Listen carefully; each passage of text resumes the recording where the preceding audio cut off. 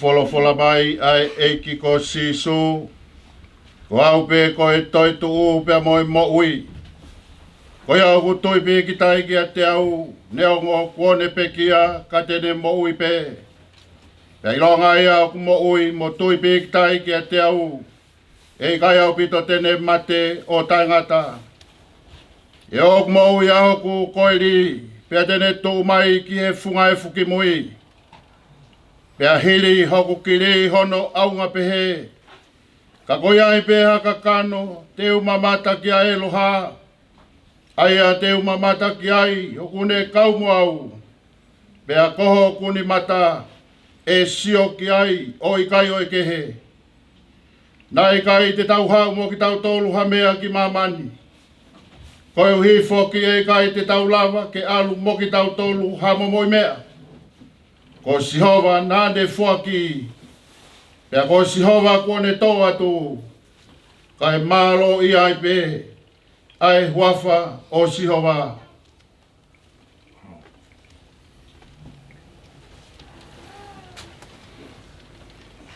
Ula ke flofola himi ke tau hiwai ko e tolungeau. Walungo fulu ma hiwa o himi. Sisu ko tau hau ko ne mua mua. Hoko he poto atu whau, ke mau o tau whanua.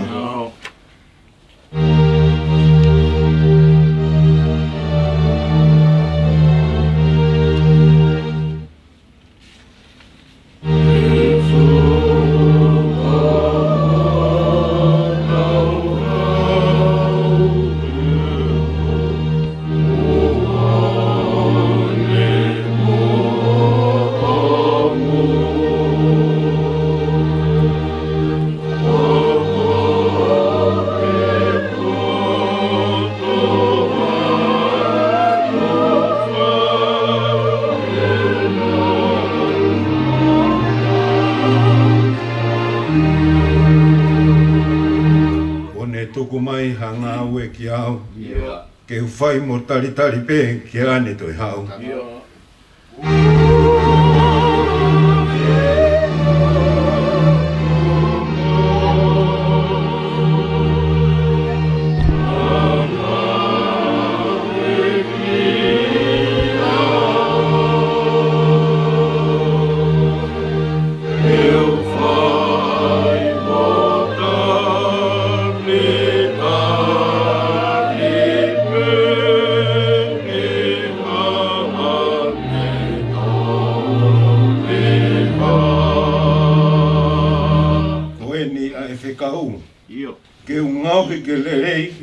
Ke tau pe mo he wani, toku lau marieni.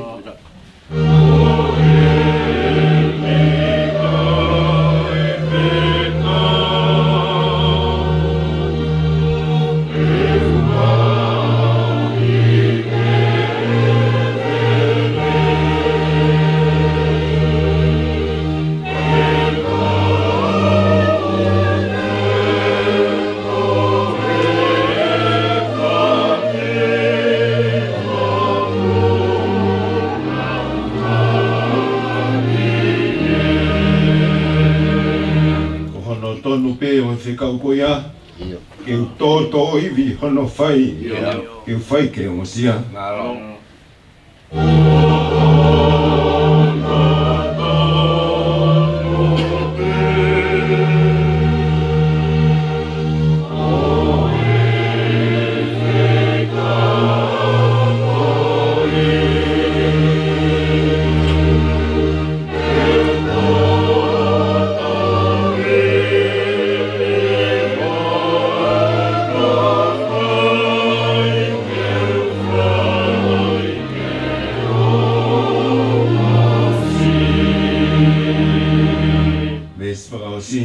Eiki, tokoni mai, ke unima moe vae ai lotu, moe tauhi mau hoku wahanga tai.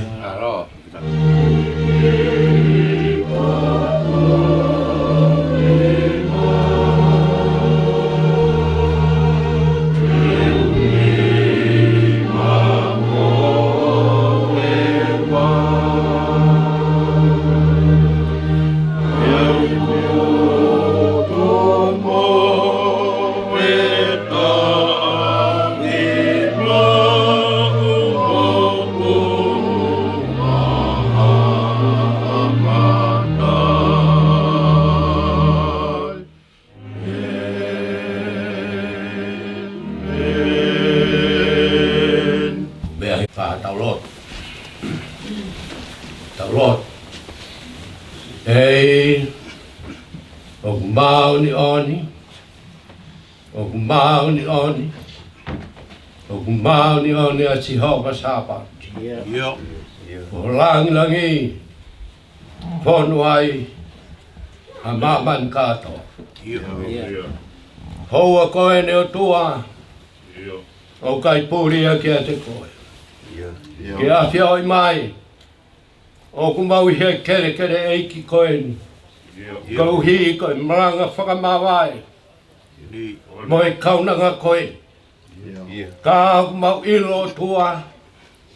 Koe efu pe ki mau tolu. Koe uhinga ia rea a tamba. Koe efu pe ki mau tolu. I he au e afia. Ka nea ngoi a tua ku mau ilo. Koe o tua mao ni o ne afia. Ko koe. O ku hu kia te koe. Ai efu ko tō be e mamani. Nā ke ngauhi ki mau tolu. Me he efu e kere. Ka nea ngoi a tua ku mau holo he hoa koe ni. Moi loto apatia. I he mau ilo tua. Koe anga hala ki mau tolu. Koe au whaia e mau kore whakamare moe. A pāta mai. Koe mure hei ange ki mau tolu. He koe efu pe ki mau tolu. I he awa e whiona. Ka nea ngoi a tua ku mau vete ke te koe. Tōnga mau hiko tō pe ku mau whai ke te koe. Lahi anga e taimi. Mau whakamamahia e a whiona. Iha taimi. O ku mau whai aha ngau e rei. Koe ao moe a whiona. Ka nea ngoi a tua. Mau hula ko tō pe. He wheilau lau tisuna ke whai he funga korosi. Eiki. Lawa i ke apa ngofua. Ai anga hala ko ki mau tolu. Mau bete atu ke te koe. Tonga mohi ko tō pe o tua. O mau whai ki a te koe. Eiki o ku mau whakawhita. He ngahi tāpu aki ko tō pe. Ko mau lawe ai. He moui i he pongpongini. Eiki. Neongo eiki e mau ilo. E o tua. Ko e efu ki mau tolu. Ka ku whiwhia pe ho maulo tō. Ho tauhi. Me uri whohe kua whai. I he pō kombari ua tōna. Ka mau tōta o tua. I he pongpongini ku mau mau e whainga mare e mo ui. Peo kai aha rea e mo ua. Ke whakatatau ake o wha. O ku honga ia ho maulo tō. Ho wha mo e tauhi kua whai. Kia teki mau tolu. Mau lawe ai eiki he pongpongini. Hai ha loto e tai whiwhia. Koe kloa ia e Christian e. Koe whakawhitai pe. Mo e whakamalo kia te koe. He o wha. Mo e tauhi kua ko whai ma mau tolu. Pea ku mau bete ke te koe. E mau tonga moui ko tō pe. Whakapore more. Kai whai tāpa ki na mai. Ho kakai. O ku i he kere. Ei. O kai pori ke te koe. E mau heni. O ku malo ho whakalau mari. Ai hoi ke pochati tu pou. Ka ma. Ai whakamopu na hoi ki. Rei pe alu tui ka Malanga. Ka ma ha matapure. Pare ha matapure. Malo e ke ho whakalau mari. Ai pure. Oe. Mahe ngā eikini. Ka ma e kau whaiwhikau ko tope. Ka ma ke mau tolu ku whaiwhatungi a he hoa koe. Eiki. O kai puri kia te ki mau tolu. O mau whiwhia pe.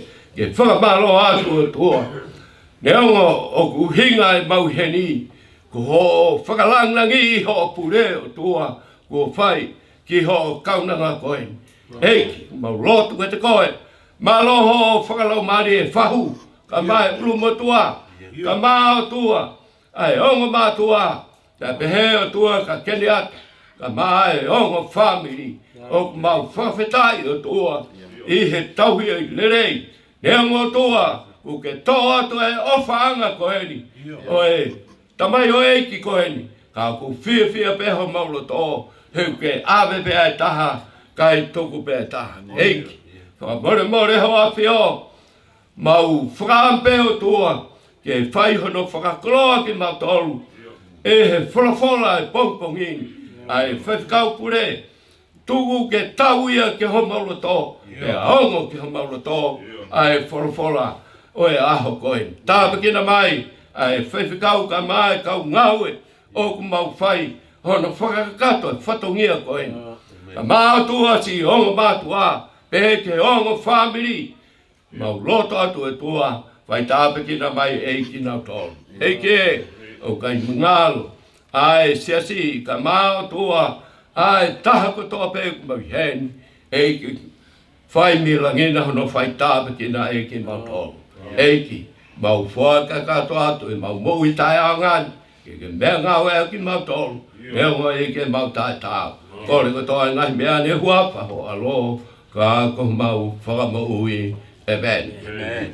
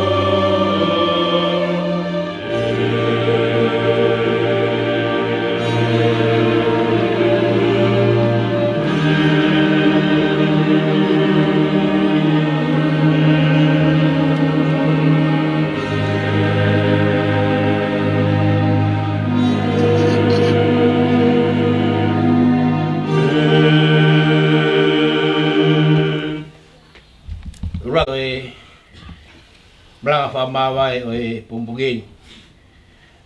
Hai a he same hiwangufuru, o same a mosese. Ai a kupehe no wharea. E ko koe ho mau nofuanga i he tau tangata mo e tau tangata. Te ki whakatupu e ngahi mo unga, i whanau i a mamani mo e whanua. Io, talu mei mua o lau i kuonga, koe o tua be ai a whiona. O ke whakafoki ke he fua e tangata mea vai vai, pea ke pehe, hako a tama, foki mai. He koe tau e a whee i ho wakai, o hange koe aneafi, ene o si, pea fohi wasi, he po uri. O ke awe ki nau tolu hange ha vai wha, o hange ha mohe honau kotoa. Pangi o nau hange ha muka i musie, pangi lanu mata mo tele wawe, he fiafi tuusi hifo pea mai. He koho hau hau o ku mau osi ai, pea mau tāfu oa i ho tupu tāmaki. Ko ke foto e mau ngahi hia i ho aona, ko e mau ngahi mea fufo i he mama o ho fofonga. He ko pare ho mau ngahi a ho kotoa pe i ho hou hau. O mau whaosi ho mau ngahi ta o hangeha tala noa ulau. Koe ngahi aho ho mau ta o, koe ta o e fitu ngofolo. Peka alahi hoto ngō, e au nai ki he walu ngofolo. He kohoto wiki anga, koe ngosia moe muna. He tūsi wawe, pia tau puna. Ko hai o kune iloi ho hou hau, hono mamawha. Pe koe lahi, oho tupu tāmaki, o tau, moho ngeia. Ako mai ke mau whakafuafua pehe ho mau ngahi aho, ke mau utu mai haloto poto. Ni leo, eike ko foto, o lolau te rea ho kau tamayo eiki ko ki mau tolu. Whakamākona ki mau tolu kei pongpong aki ho alofa. Ki mau mawawa mo whiewhia ki ho mau ngahi aho kotoa. O miha whiewhia ke hoa mo fuoloa o ho mau whakawaiwai he awhiona. Ai ngahi tau ko mau whiangai ngai mo e kovi. Ke haa ho ngā we ki ho kau tamayo eiki. Pia ke nau whanau ho lang langi. Io ke ia te tau tolu ai whakaofa e eiki. Ko ho mau o toa. Pia ai ke tō mau ia te mau tolu ai ngawe aho mau ni maa. Io koe ngawe aho mau ni maa. Ke whotu o mau ia. Amen.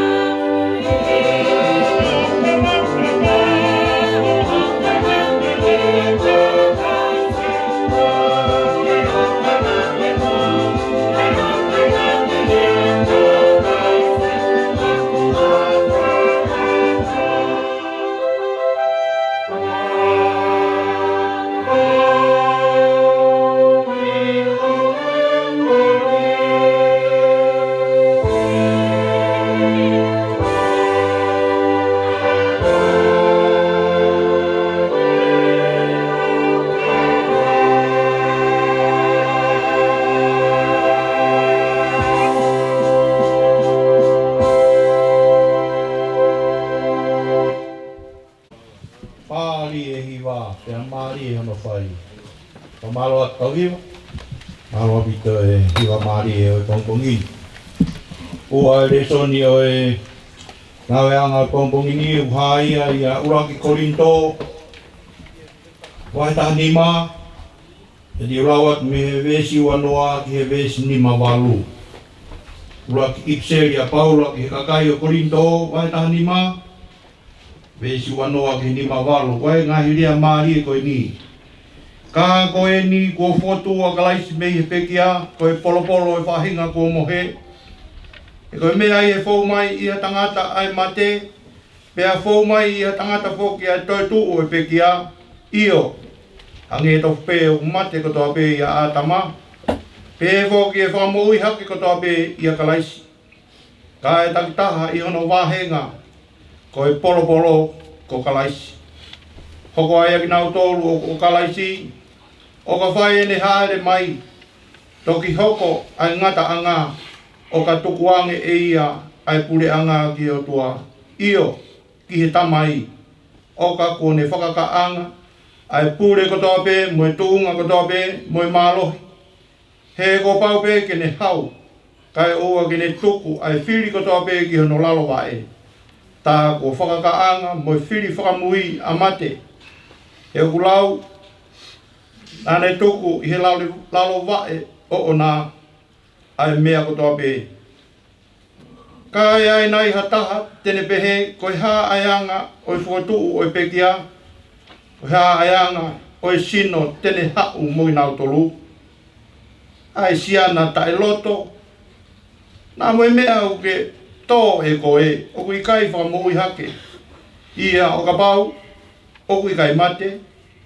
E koe mea kuke tō talai hai, o kuke tō ai sinoi mea tene hoko ki ai. Ko hamo moi tenga pe, haui tenai, pe a kau kehe.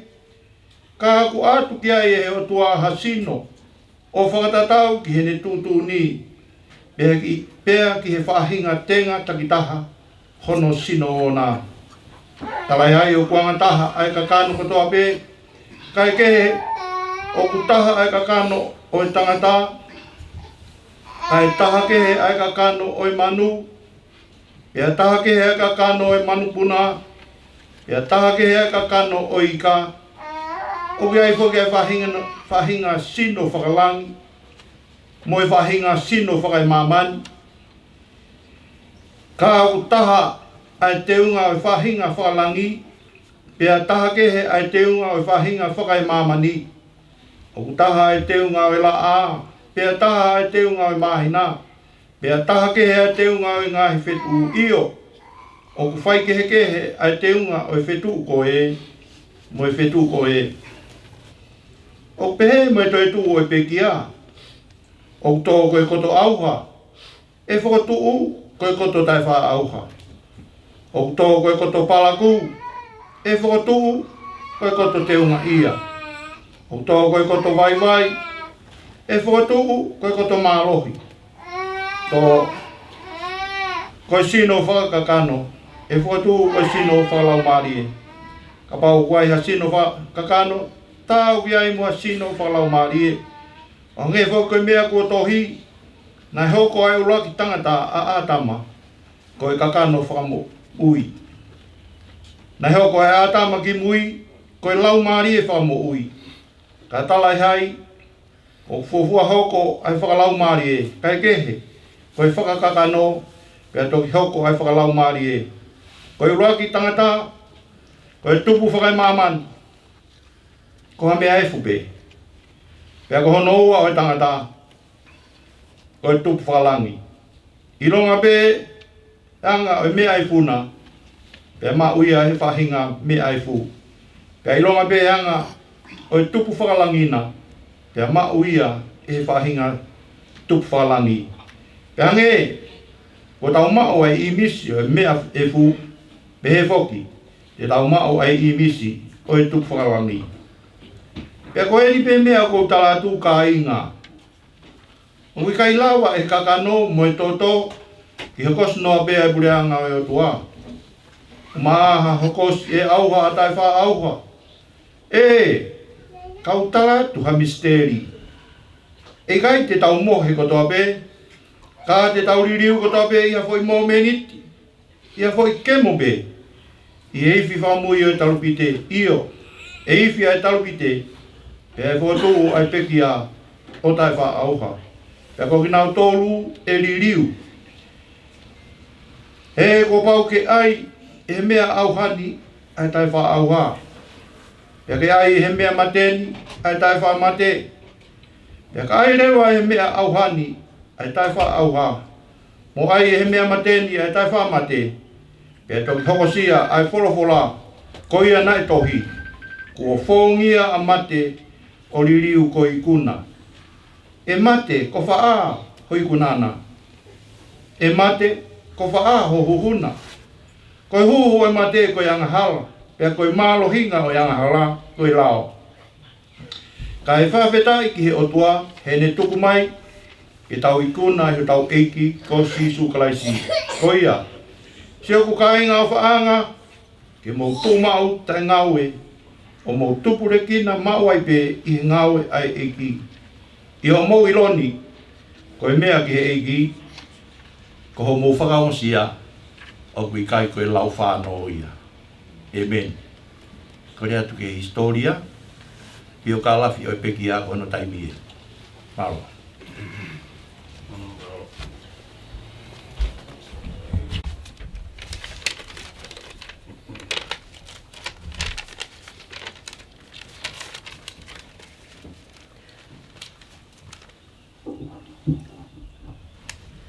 Ko eni ai ki peo kalafi no ki he mo'ui a Seini-talela i ka foli Mahe. Na ane hoko ko e tofia ki a whaiwhekau sione langi i ka foli o nukuleka ma ka aunga he lotu mo tala fo'ou. Pea mo ke leni me tungua uiha haapai. Koe whanau ai ongo mātua na e toko walu whakakātoa. Lahi taha, veniati, whika awa, kua awia, kilisitina, whika tolu, a Seini-talela i ka foli Mahe o kune whakatātaha i ai tau tolu he aho koini.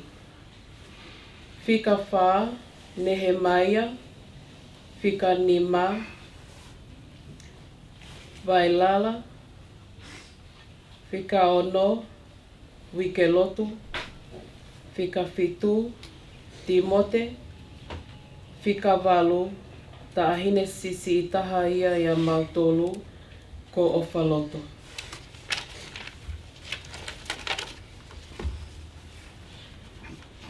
Na e whanau i a Seini-talela i ka foli Mahe he aho wā nima Septema taha hiva nima.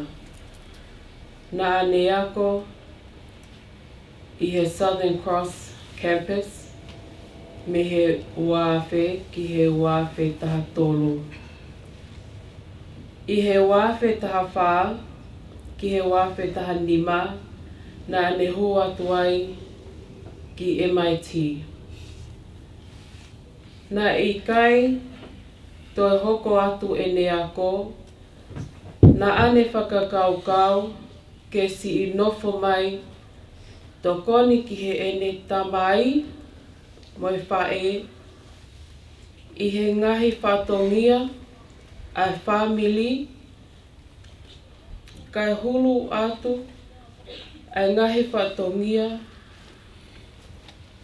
ai Siasi na e hoko ko youth i o tahu Tongan AOG Assembly ko. Mo whe popo aki he polo kalama ai Siasi.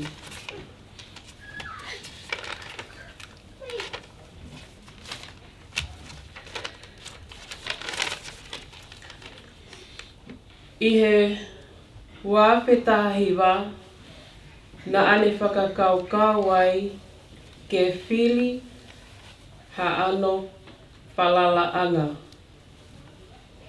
Pea I he aho uluaki o sune wāwhi tahiwa na ane whili ai a James Stewart Canada Mahe ko hono hoa o whaanga. Na ane hoko atu ai o ngawe whakataha mo e Siasi tuku whonua ki langi.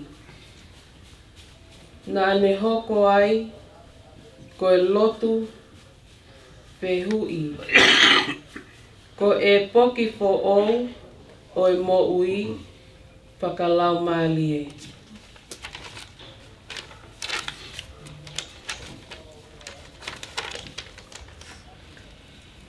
I he aho tahanima me tuawhe tuawha na e whakakoloa aki ki naua aki ha ki I whoha ko Mosese Lutui Saved by Grace Mahe na ana lau ko e tāpuaki. Pea I he aho tolu noa me wanoa wanima na ane whakahoko hono whatongia whakaosi. Ki he maka maile ta utaha o ki I whoha na e toko taha pe. Pea I he aho nima o sune ua noa ua nima I he whale mahaki o Okalani he hengi tuapule lulu taimi tolu tahafitu ne fuwai hono kawa Mavae moe o whaanga James Stewart Canada Mahe. Kone tatau mai ai ki he tamai moe whae. Whangatunga ane moe ngahi toko ua. Famili Siasi pea moe whonua. Mo nofoa he ko taalo mai alangi ke whoki ane ki api. Kone teu mo oku.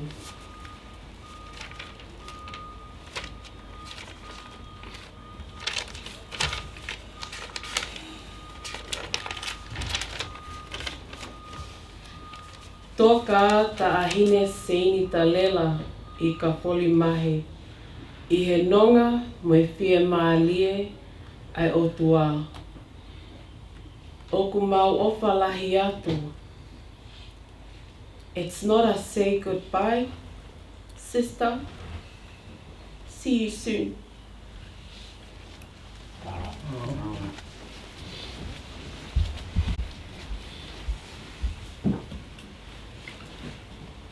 Ko ai whalawhalahim. Te tau tau hiwai. Ono ngi au. Kongo whulu e whalawhalahimi. Ono taha noa, tau hiwa. Oi, ke kawa molu. O te mau ai whanau I Ouau. Hoko e maa ki e pōuri. Hiki ai mate ki e maui. Hoko monu e kukoloa. E te ongo I he taimi katoa. Whamoni, whawapau. Wharea e ki I a te au.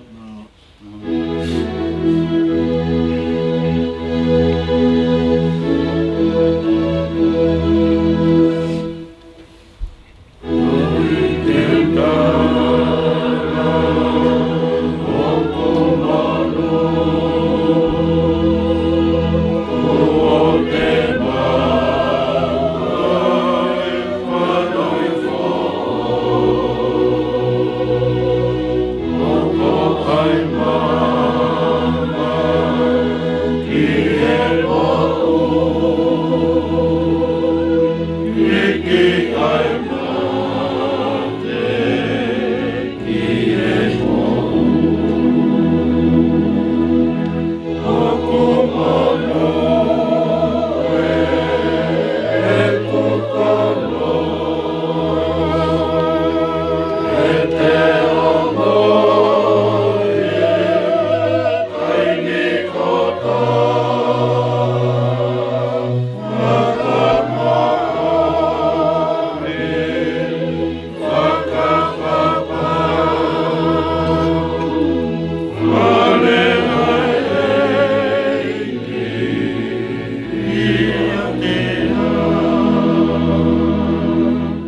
taha.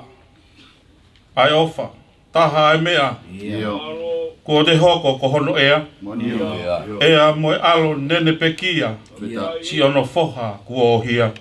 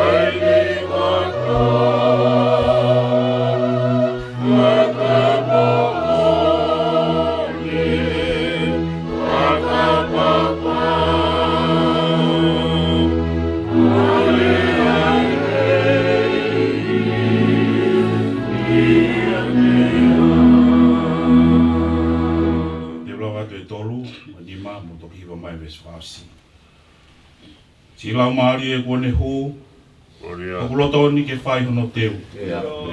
Whamo oi hono mahaki, ringi ai whiawhia o langi. Mā upu hake ia te au, sia ne oi ke ulaka atu. O i ke utu, o ato toro, mau atu ki e loloto. Ves whao si, hoku skaina ai e to awha. Hoku pou ao, mo hoku pou mama.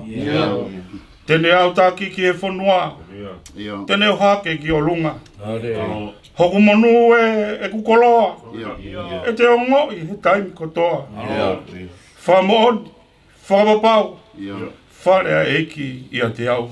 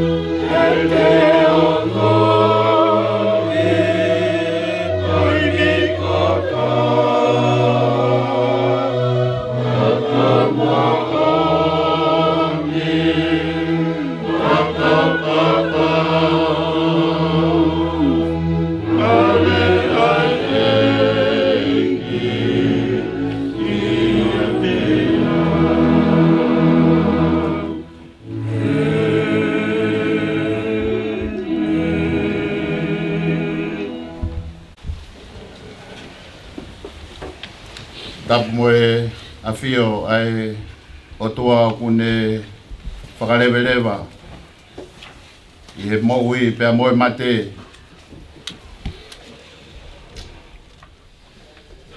Tapu pia moe kere kere eki o tau te fuai i he ahoni. Patulo atu Seini-talela Mahe.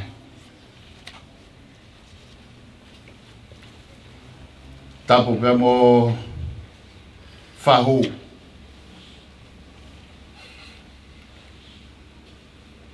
Tapu atu i ka whori.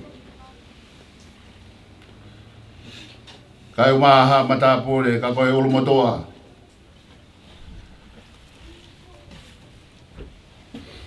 Oi aho whakakoloa koeni.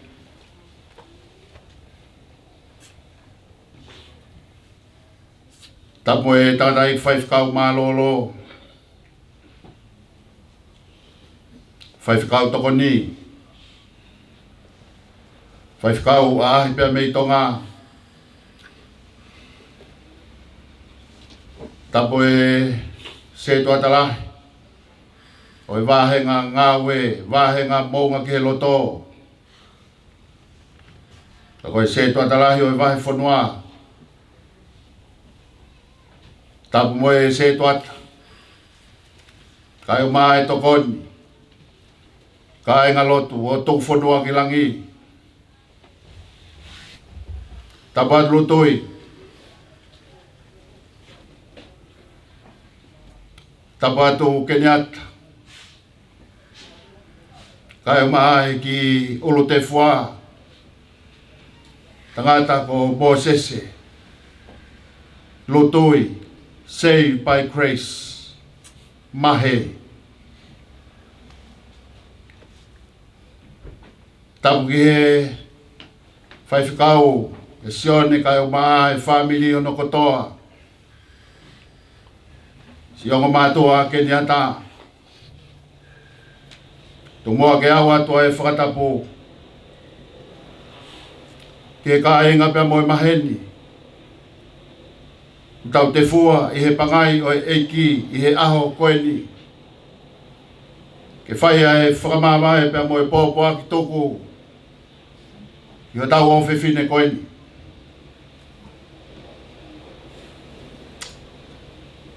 Pot wholofola Malanga.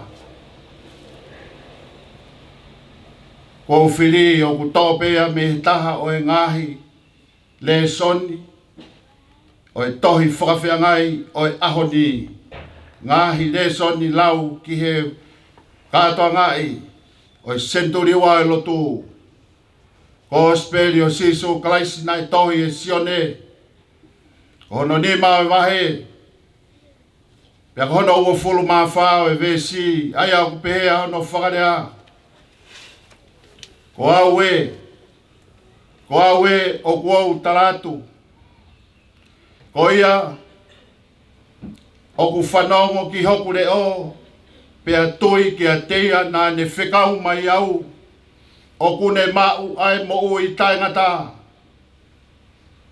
Pea au i kai tene au ki he whakamau, ka kone hiki mei he mate ki he maui.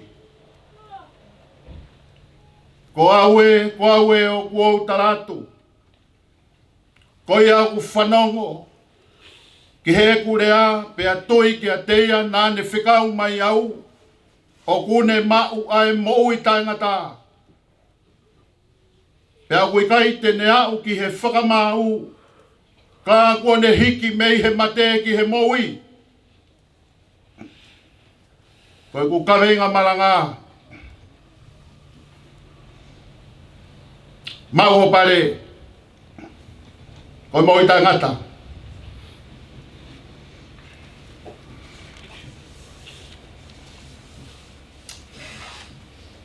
Taro e whanau ki he tala noa melie. Koe mau ia e ki kaunanga koeni. Pea ku whakamao pōpua e ku whakakau o mahino ke te au. Tala noa pea mohono ofa ngā tangata ko keni ata. Mahino ke te au ko e tāhine ko eni nai si topu, whaingata ia. Nā ne whaingata ia whakaisino. Pea ko e pirikimi nā ne whai ko e pirikimi ai kafo.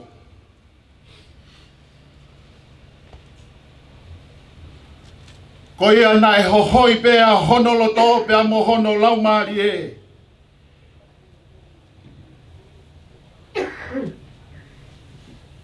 Ke o ona e mo ui. O tatawa i pe ia. I he mo ui o sino. Pe ko e mo ui o e laumari e. Ko e whewhine na i kai ke ne nofo pe i he whaingata ia nane i ai. Ka nane viviri atu ki he mo ui.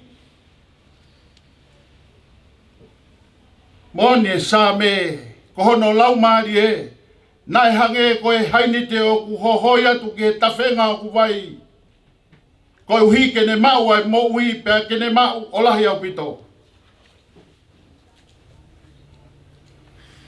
Koe hui koe tō konga o ne mo ui. Koe ana ne whainga. Ke ngā ue aonga aki ai ki whainga maari e kotoa pē. Nā ne mau. Ke wheohi ai pea mohono e ki. Ke huhu ke te ia ke ilo pe koe hā ai mea o kui hono whinangalo. Koe tāhine pe ia nai whie kaia. Tāhine pe ia nai whie inu ke maoni oni. Ai o tua. Parai kai ngata pe. He ne hoko. Koe toko taha lotu whehu i o hange koe ongongo na tau whanongo ki ai. Nei kai ke ngata pe a Seini-talela ia. I he ne hoko koe toko taha lotu whehu i. Pea tau whehu i ai a ne mo'u i whakalotu. Pea moe ne tauhi a no wā pea moe otua. Kana ne hoko whoki koe whewhine a konaki. Koe Siasi o tuku whanua ki langi. Kata kai nge ngata pe ia i whare lotu. Na ia e ngahi kulupu lotu. Na e huhu ki ai. Ai tāhine koeni. Koe ngahi kulupu lau wholofola. Ngahi kulupu lotu au kai. Koe hui koe tūkunga mo e whakangatangata. A ene ilo i e tūkunga a ene mo ui pea mo hono sino. Na e ake pe i hono loto o na e whahinga viviri. O hange ko ia kurea ki ai e tohi tapu. Viviri ki he eki lolo tonga pe a e ne ala mau. Na ne ilo pe hei kai ke lolo a ne mo ui. Ka na ne ui ki a te ia. Lolo tonga a e ne kei ofi. I hono loto whare. Hange koe talanoa na e whai e he huse pāni tia ne po. Nā ne whenga peke whakapapau i e hono whamiri e keniata. O ku maua siso kalaisi koe eiki mo whakamo ui. Whanongo ki he manatu meri e hono tau ke te ane po. Lau e ngāhi talanoa. Ai ngahi story, ai toko taha koe ni he ne peki a. Koe aho kotoa pe, nā ne whai ai lotu. O whawhetai ki he otu a. Koe uhi, koe whaki tamatangata ki hono manawa. Tau e ne ono. Na me he na mari, e toki hanga he otu a o whakakoloa. A hono manawa. Malo e mau Moses. Na whanongo pe ki he Moses e lutui ka kou whanongo ki he pioka halafi. Ko Moses e lutui saved by grace. Mo mea i koe Moses e koe toho me i he vai. Koe amanaki ai otua koe tamasi ini tene whakahawhi o no kakai. Pea me he nima whita au whelo.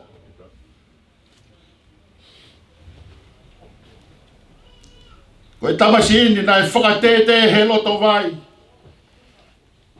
Tana e toho me ai.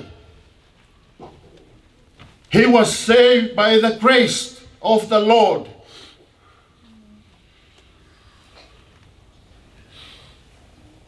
Ko le soni ko ia taha ngahi le soni o tau whakawhea ngai oi aho ni. Ko luke wahe wā pea ihe vesi ni mango fulu mā wā.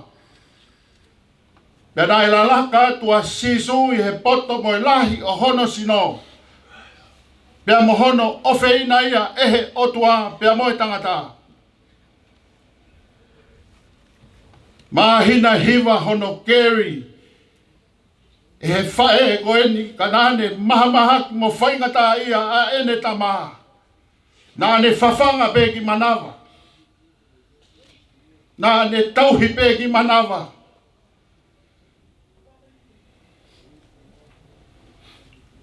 Ia whaere e tamaha nā whanonga mai he tau e taha. Takato e tau e taha o Moses e. Pea ta tau mai. ai ne whae I he nofo taimi.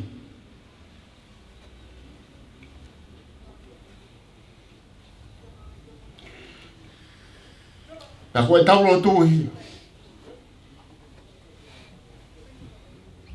Ke la raka tu e ki tamasi koe I he poto. Mo he lahi o hono sino. E dai whanau e he whae na si whaingata I a whakaisino. Ia ke ofeina ia he otua.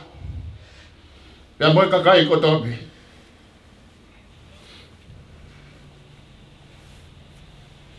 E kai tono a holo tu sitarel.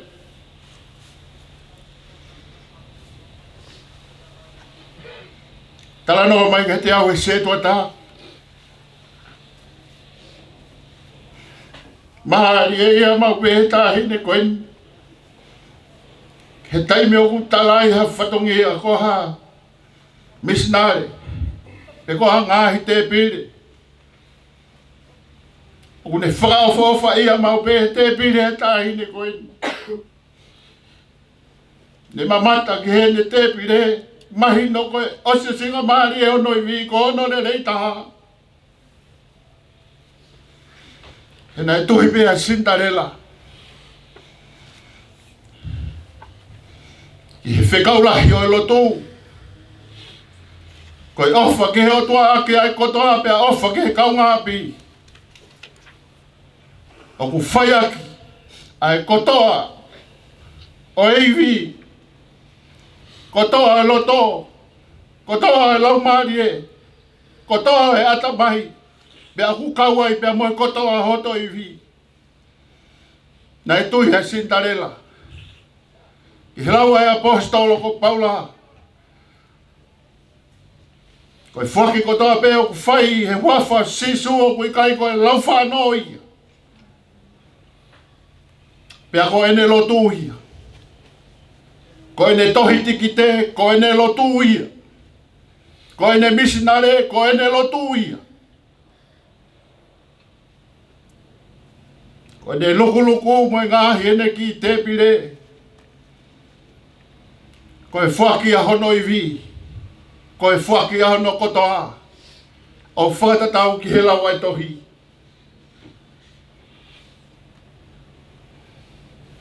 Tama e ke niata ke te au. Pai whekau. Ta hene ka atakilahi. Ta tau wene ka te kina e ngahi whaingata ia whakaisino. Pea moe ne ka te kina. Ai mama pea moe hopo kia. O e fua kolosi nai whai.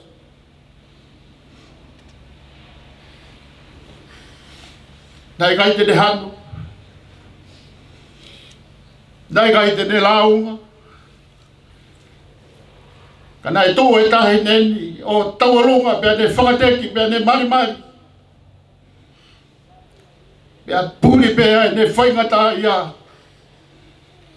He nā ne kitaki ke au ke kolosi. O ne tari whakalongolongo pe mo silongo. O hange koe ngahi manatu meri e ki hono ulunga ngā. Koe tahine pe ia na e anga whakalongolongo. Pea koe whakamatala ia o lea whakalaulau loto. Koe whakalaulau loto, koe whakalongolongo, koe silongo.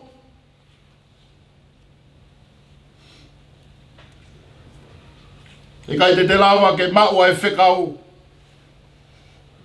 Ka pau o ku ngaha. Ka pau o ku manganga. Ka pau o ku longoa. Ka pau o ku kai ke te lawa o whakalongolongo. E whaingata a e whanongo. He koe mea ia o ku tokanga mai ki aia sisu. I he tala noa o e ahoni. Ko ia o ku whanongo ki he eku rea. Ko ia o ku whanongo ki he eku rea. Bea tui ki a teia nā ne whekau mai au. O kune mau ae moui taingata.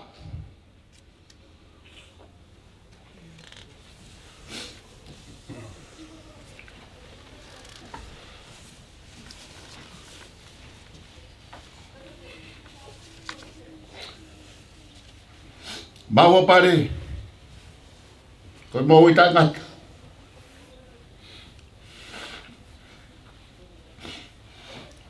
Koe whehu i. Koe talatu e hai. Koe talatu e hai. Koe whekau a hai. Koe tari. Ko au. Koe whekau a ko au. Ko au. Ko au e. Tu oua. Ko au e. O ko au talatu. Koe ko au ia. O ko ana e whekau. Nai loto si e ki tamasi ko mo se. Ke alu ke a whelo o tuange mai. Ai kakai. Ai otua o whatatau. Ke he uhinga a hono ui. Ia ne toi whehu i ange ki he otua. Ka eke mai e whelo pe ko hai koe. Ko hai o ingo a. Ko hea mea te utalange. Fola mai ai otua ke mo sese. A toho me he vai. Ka eke hoku hingoa. Ia ke talange. Ko au. Ko au ai pe. Ko au e. Ko au e o kuau talatu. Ko ia o whanau. Whawheta. He koe tāhine. Nā ne whakalongolongo. Nā ne silongo. Pena e longo noa ka ne whakaongo a hono ui. Ka ne whakaongo ai whekaua e otua. He kua fola mai ai mawhai. Pea moe poto, pea moe whakapapa ia. Ko kou. Pea ku hau, pea moe whekau a ko au. Ai tāpuaki. Pea moe fu monu ia.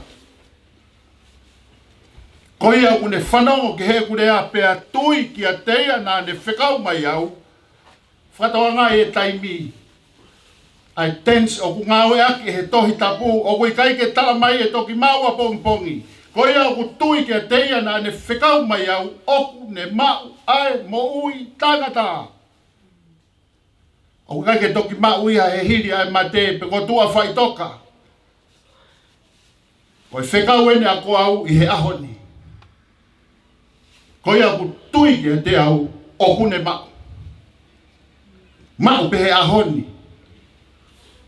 Mau pe koe a sisu, koe mau kotoa ia. Sone wahe urak vesong fulu maua. Kaka ilonga ki nau tolu na e mau ia. Na ne whakamawhai ki nau tolu. Ke hoko koe whanau ai o tua. Io, a ki nau tolu o ku tuipi ki tai ki hono uawha. Whakatontonu. Whakatontonu e tau mau ki he mou i tai ngata. Whakaloto fōu. Ai tau mau ki he imisi o ku hao a ko imisi o sisu, ko imisi o ko au, ko ia ku ne folofola, ko ahoni pe. Ne kai ke ne taranga ia ke sa ke as ko pongi, ahoni pe, taimini pe. Hoko atu e whakamo ui ko whare. Pea koe hu mai a sisu, koe mau ia e moui tai ngata. He koe moui ko ia ku tui hono alo. Laksio de mai ni ma. Ve stata hapa mo e tahaua. Pea koe ni a whakamoni kua whaki mai e otua e moui tai ngata. Kia te tau tolu. Pea koe moui ko ia ku tui hono alo. Ko ia ku ne mau ai alo oku. Taimi lolo tonga. Ko ia o ku ne mau ai alo oku. O ku ne mau ai moui. Pea ko ia ku kai tene mau e alo e otua.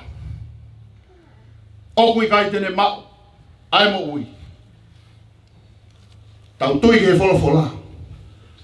He koe tau whekau ia i he ahoni. Tau mai he kai te ke au koe ki he whakamau, ka te ke hiki koe mei he mate ki he mo ui. Leson nai lau ma tau tolu ia Korinto. O whakarea e sione koe mate, koe hiki mei he mate ki he mo ui. Ka whakarea e Paula, he kamata peo.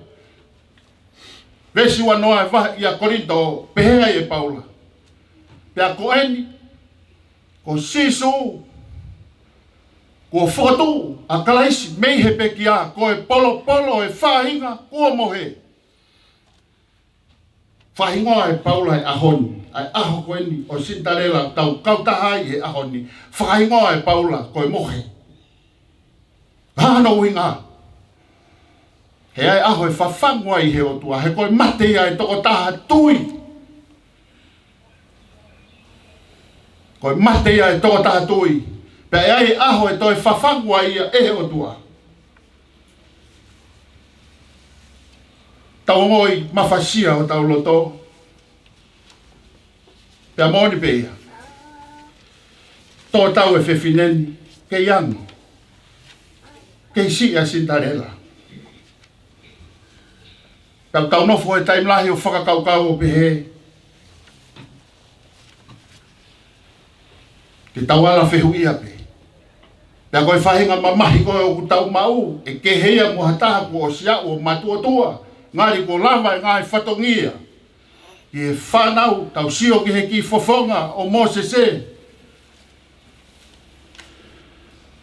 Pea ngei nai te tau ala whakawhehu ia. Tau whawheta i ki he otua.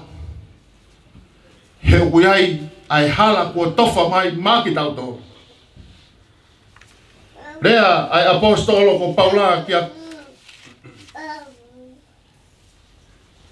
Tesalonaika.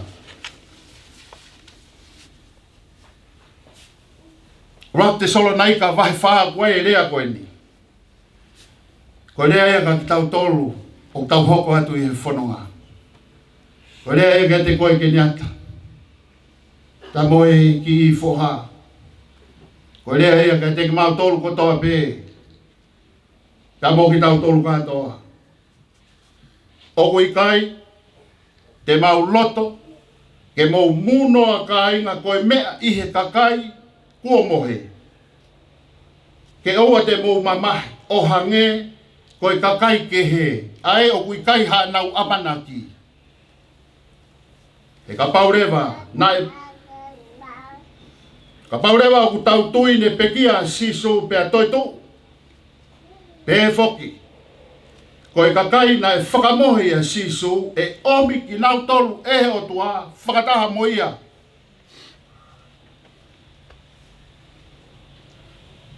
Tau tangi pe.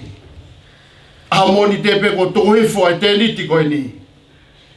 Te niti e noi mapu hoi koe te niti o tangi koe te niti. Ko pau pe ke tau tengi ia koe tau ofanga. Ka kurea mai e apostolo ko Paula. Oa te tau mamahi ai pe o mamahi ai pe. O hange ko hakakai o kui kai hanau amanaki. Ko ki tau tolu. Koe kakai o tau mo i he amanaki. Pea ko ki tau tolu o ku tau tui na e pekia sisu pea ne toi tu pea mei he pekia. O hange ko e ne fola na tau whanongo ki ai. Ko au pe. Ko e toi tu pea moe mo ui. Koe au tui pi ki taiki a te au. Ne ongo, kua pekia ka tene mo ui pe. Pea koe au mo ui mo tui pi ki taiki a te au. E i kai au pito tene auha. O tae ngata. O tau whakawhetai ki heo tua. Pea koe a honi a whamiri o tau ke whakapapau i e tau tui.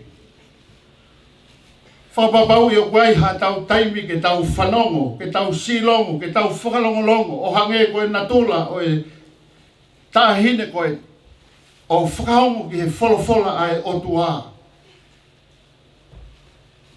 Ko e tau hohoi mo e tau fie kaia ki he o tua. O ku fie mau he o tua ai ha tau taimi whakafoi toi moia. Ke laua e ne wholofola. Ke tau moui aki ai wholofola ko ia. Ke tau moui whaalotu, mo moui luhufia. Ke tau whaafeohi, mau e ngahi, mau anga keresi.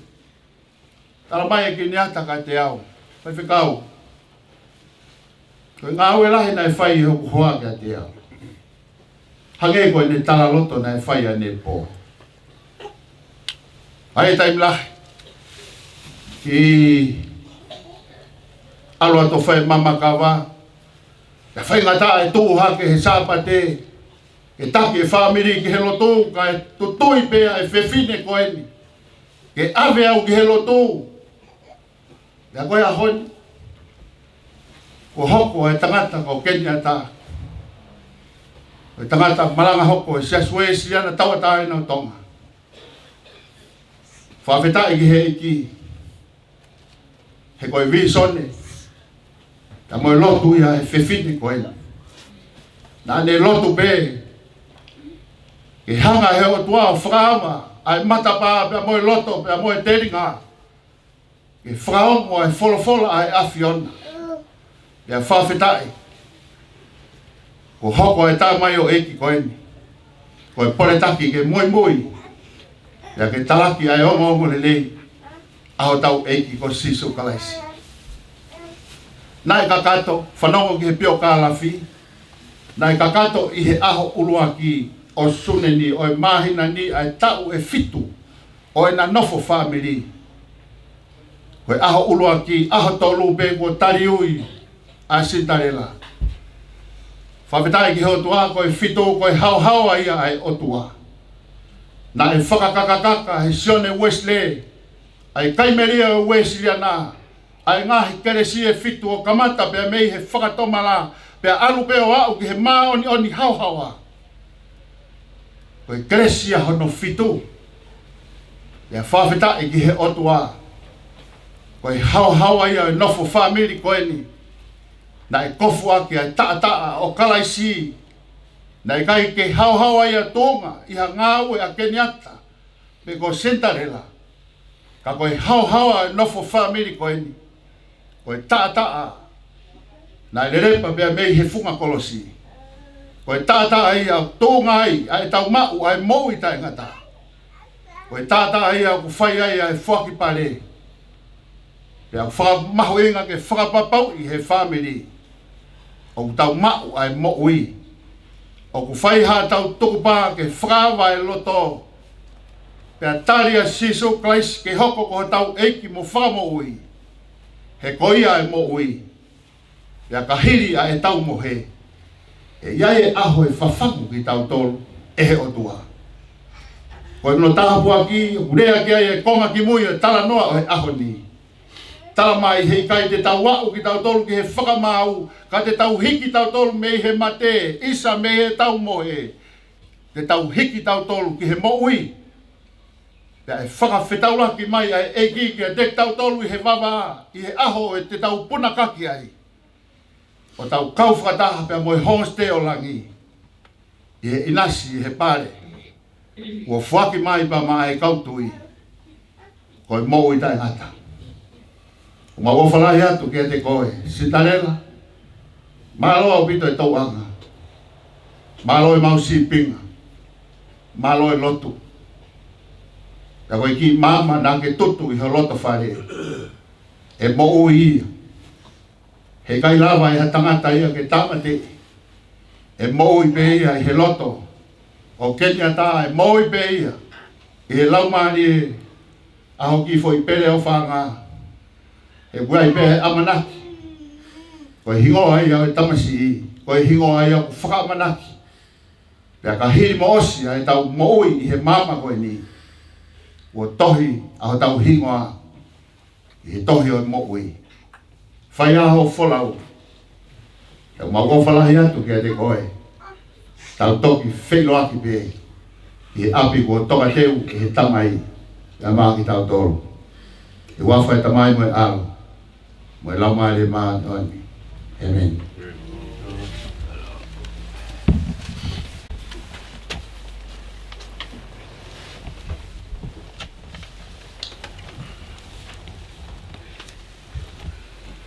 O e folfola i mituku.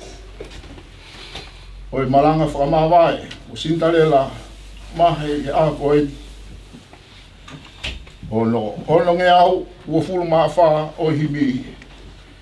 Ono ua wha te tau hiwa. Si kai ngā ongo sia. E whanonga ki hilari. Whai be, ho mou whato ki a. O e nofu me mo tangi. Si ko leo e ki o ku whana mai. Te mo malo lo ki langi. I he api o e tamai.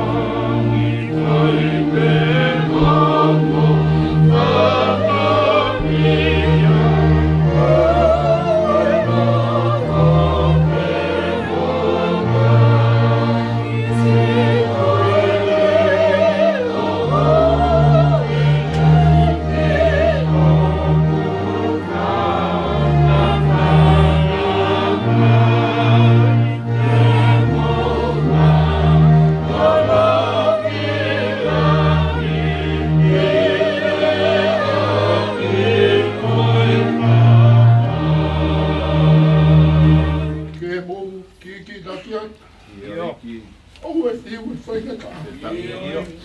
Lau e tohi o manat. E kau whanonga mo.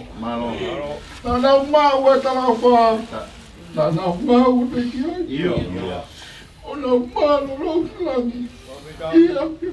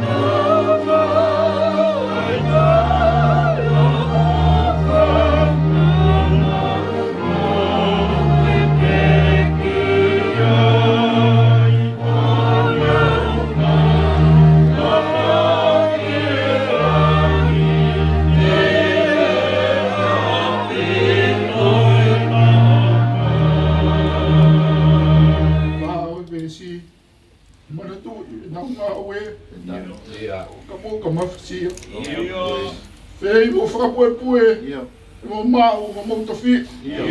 Ko e ki o taki. O ne whana mai. O ku wofi whawalangi. I e api o tamai.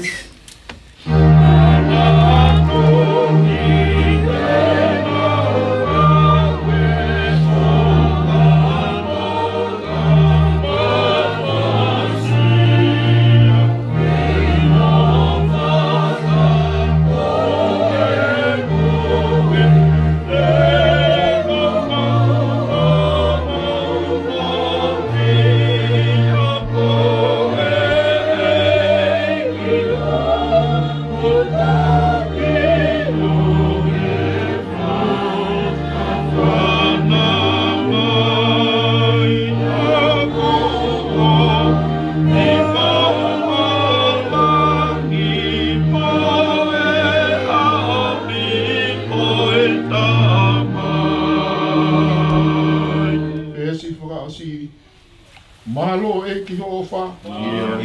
E ka kai mama o whau. Alu pe i mala. Toki tau ki e monu. Tai alo ai pe. E mau lave pe ki ai. E mau malo lo ki langi. I he api o e tamai. Alo e ki ho.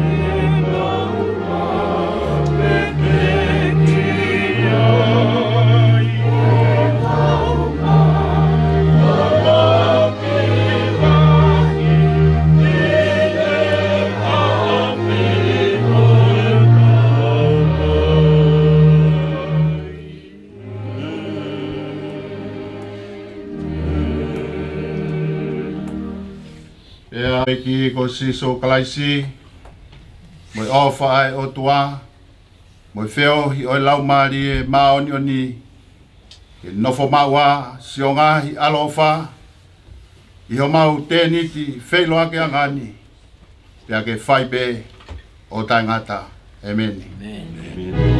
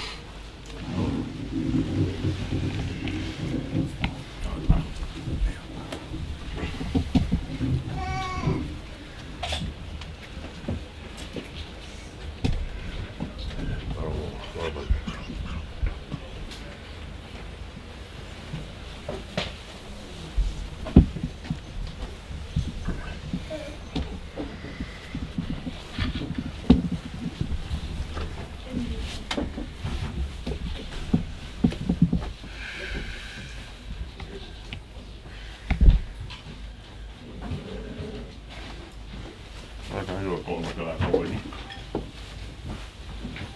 Se on tuolla taamuimme tällä kaupungia. Otetaan tankimme tällä kaupungia. Ja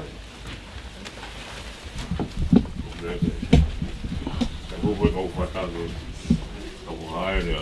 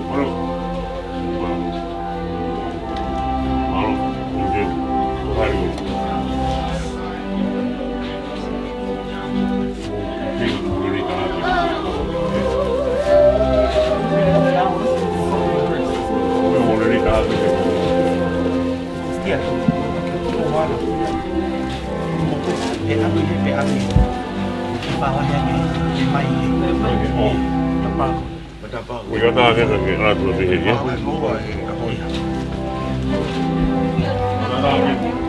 ensin ajatella siihen.